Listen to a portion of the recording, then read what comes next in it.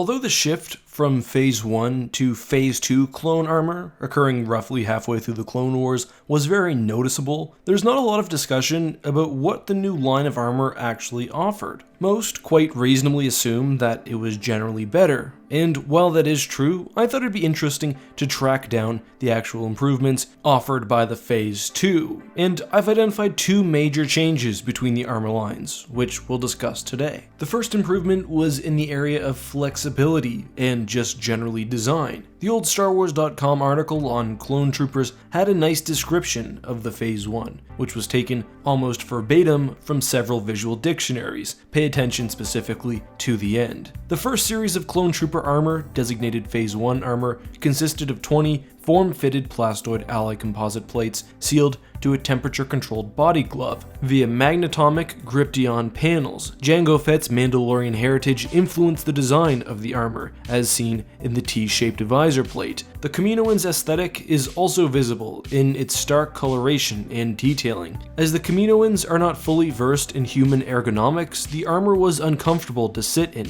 though future generations of the suit corrected this flaw. The Attack of the Clones visual dictionary expands on this, adding that the armor allowed only reasonable freedom of movement, further stating that the black body glove protects from the elements, but is meant primarily for heavy use. The armor was, at times, so unwieldy or uncomfortable that some clones actively disliked it, despite the good degree of protection that it offered. Unsurprisingly, the primary thing the Phase 2 improved upon was this flexibility. Not only was it more ergonomic, but, according to the new visual guide, the Phase 2 was more flexible and lighter than the original Phase 1. This may be due to improvements in technology, or perhaps also the removal of some generally unneeded features. For example, the Phase 1 suit was vacuum sealed and included a full life support system. However, Season 6, Episode 1 of the Clone Wars shows that soldiers wearing Phase 2 armor need external oxygen, though they do have mag boots allowing them to fight in 0G.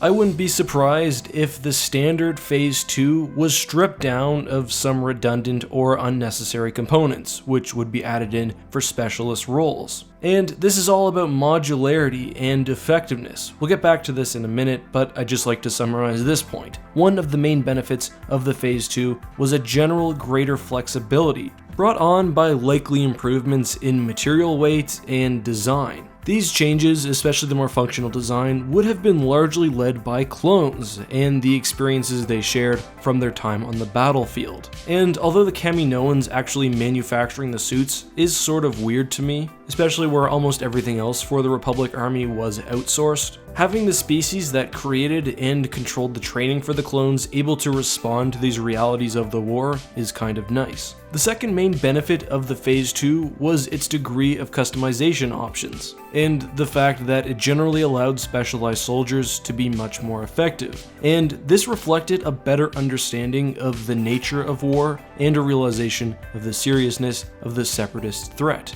Look at the Phase 1. We see almost a cockiness within the aesthetics alone. The helmet almost reminds me of a Roman soldier's helmet with a crest or plume, which supposedly, by the way, is a comlink. Phase 1 troopers were uniformed almost totally in white armor, without camouflage, as they wanted their enemies to see them coming from afar and fear them. And this is some arrogance. The general idea was that the superior training of the clones and their state-of-the-art armor was itself basically enough to win the war. However, it was soon obvious that a more practical, versatile, and flexible army was needed. Here's a quote from the Revenge of the Sith visual dictionary. As the Clone Wars became entrenched, the need for specialization among troopers became apparent. Though a one-size-fits-all approach can provide the Republic with a ready-made infantry, it cannot hope to contend with the dynamic strategies of the Separatists and the tactical demands of 1,000 different worlds. By the end of the conflict, there were many mission-specific clone forces, which go on to form the basis of the Empire's stormtrooper specializations. So the primary way this was manifested with the Phase 2 was a high degree of suit configurability. And a Phase 2 clone could much more extensively alter their suit depending on their needs. As a couple of practical examples, commanders had better communication equipment within their armor, scout units had better built-in binoculars and extra survival packs, you get the idea. The armor also allowed for more aesthetic changes. Trooper squads were made more customizable. Besides for arcs, Phase 1 armor was really only distinguished by rank colors. The customization of Phase 2 allowed an even higher degree of clone camaraderie and squad associations to form, both things which I think are a benefit. And I've talked many times about why the clone army is so great, and I often come back to its high degree of expertise and specialization. The Phase 2 allowed for this in a way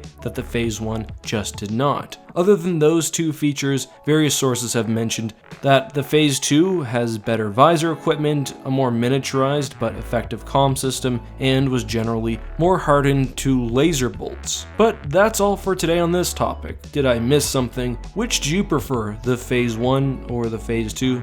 And which clone has your favorite looking set of customized armor? Today's question of the day comes from Dan the YouTube Addict, who asks about the deaths of Emperor Palpatine. And yes, in Legends, Palpatine is killed multiple times, but during the Dark Empire crisis, he basically has a whole host of clone bodies which his soul moves between. I've covered his final death and how he was actually killed by Han Solo in a video which I'll link above. If you guys have a question, make sure to leave it below with the hashtag AskEck. Until next time, this has been EckhartsLadder. Happy 2019, may the Force be with you.